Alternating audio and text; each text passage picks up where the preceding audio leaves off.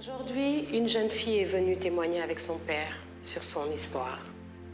Victime de viol au sein de son établissement scolaire et de cyberharcèlement.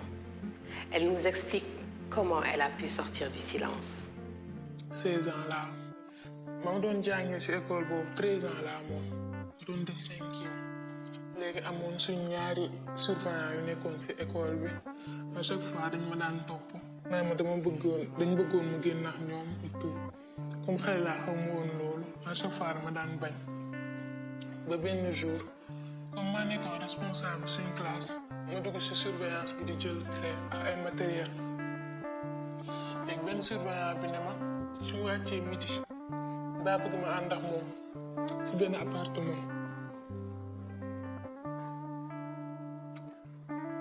ma ne ko wàccu ma midi 3 heures laa war a wàcc léegi mu ne garaawul su ma ñëwee si ëllëg si dina ma jox billet d'entrée léegi ma ànd ak moom comme daf ma menacé woon ci samay études te dama ragaloon ndax je faisais partie des meilleurs élèves de mon école après ma ànd ak moom benn appartement bu nekk Wakaam après fa lañ dem mu sàkku ma supplier ko ba sonn pour mu arrêter à chaque fois daan continuer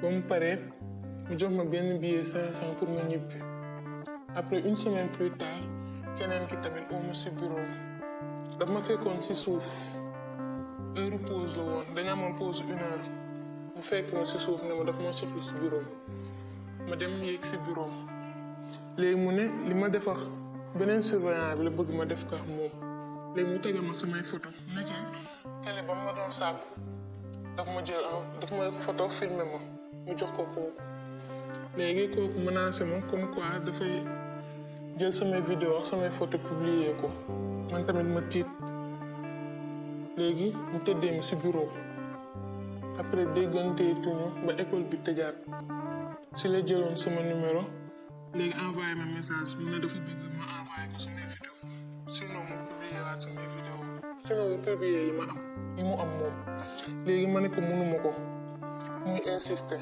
léegi ma dem jël beneen vidéo boo xam ne si net bi laa ko jëlee ma envoyé ko mu ne buggul boobu sama boss la bëgg di insister après si laa ko bloqué. Je suis le père d'une victime.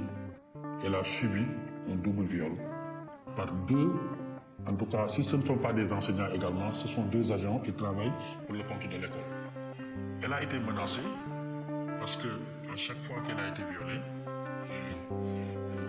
le violeur lui dit écoute, si tu en parles, je peux faire en sorte que je peux bousiller tes études parce que je détiens ton dossier scolaire et puis éventuellement si tu en parles également, je te ferai mal. Elle a eu peur. Elle a gardé cette affaire jusqu'aux vacances. J'ai appelé le commandant de brigade. Il m'a eu au téléphone. Je lui ai dit que je me suis présenté comme le père biologique de l'enfant.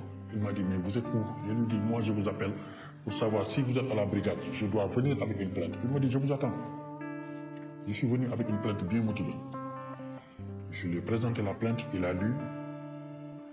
Au moment où j'étais dans son bureau, les 2 mis en cause étaient déjà dans le violon. Parce que cela veut dire que le commandant de brigade également n'a pas été convaincu par les arguments qui ont été servis par ces violeurs. Il a essayé de nous confronter. J'ai dit, c'est pas la peine. Vous les avez auditionnés. Vous les avez mis dans le violon. Moi, je viens pour porter plainte et laisser l'affaire se poursuivre.